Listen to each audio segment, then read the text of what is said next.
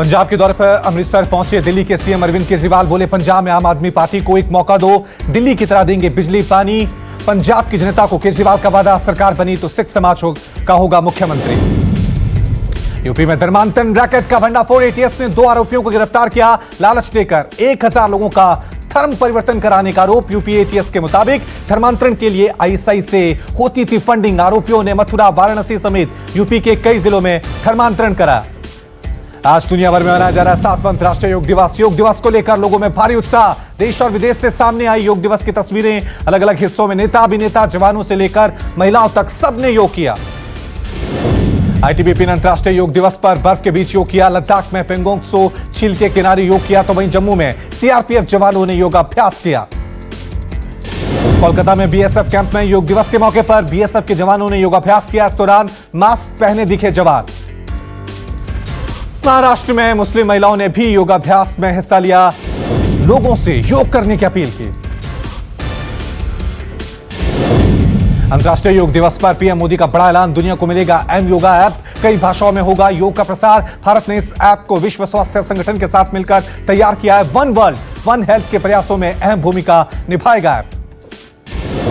योग दिवस के मौके पर पीएम ने कहा कि योग हमें स्ट्रेस से स्ट्रेंथ और नेगेटिविटी से क्रिएटिविटी का रास्ता दिखाता है। पीएम मोदी बोले, जब कोरोना के अदृश्य वायरस ने दुनिया में दस्तक दी थी तो कठिन समय में योग आत्मबल का बड़ा माध्यम बना। राष्ट्रपति रामनाथ कोविंद ने अंतर्राष्ट्रीय योग दिवस पर राष्ट्रपति भवन में योग किया। ट्वीट करके कहा, मानवता भारत की अनुपम देन है।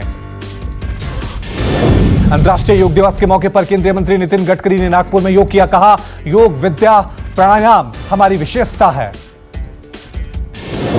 केंद्रीय मंत्री मुख्तार अब्बास नकवी ने रामपुर में योग किया। कहा, योग दुनिया के लोगों की सेहत का एक मेड इन इंडिया नया तोहफा है।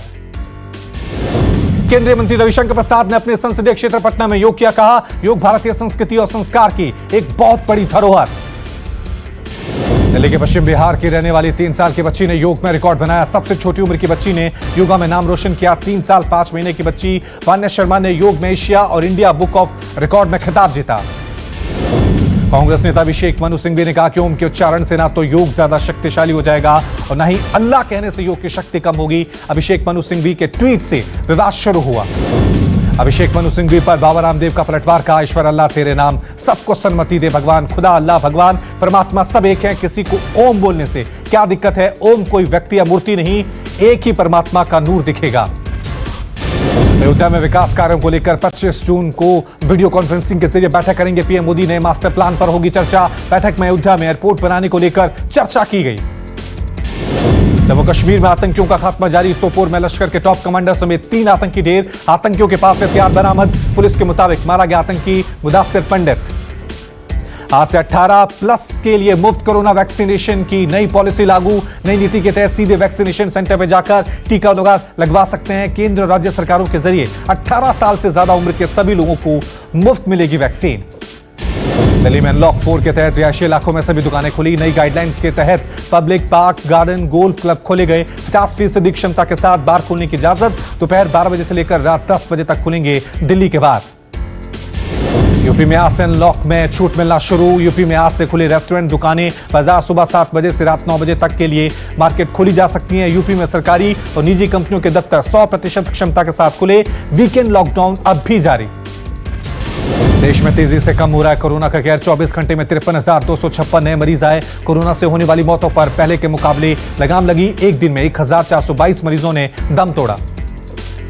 कोरोना के खात्मे के लिए देश में तेजी से जारी है वैक्सीनेशन अभियान। पिछले एक दिन में 30,39,000 लोगों को कोरोना का टीका लगा। देश भर में 28 करोड़ लोगों को कोरोना वैक्सीन लगाई जा चुकी है।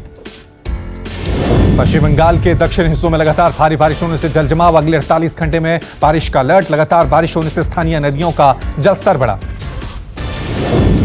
खतरे के निशान से ऊपर बह रही नदियां। बंगाल के निचले इलाकों में बाढ़ जैसी स्थिति। निचले गांव में लोगों को निकालने का काम लगातार जारी है। दिल्ली के पीरागढ़ी में एक गोदाम में भीषण आग लगी। कड़ी मशक्कत के बाद गोदाम में फंसे 10 लोगों में से 6 को बाहर निकाला गया है। बाकी 4 का रेस्क्यू ऑपरेशन लगातार चल रहा है। आग में फंसे 4 लोगों को निकालने के लिए एनडीआरएफ की टीमें मौके पर पहुंची।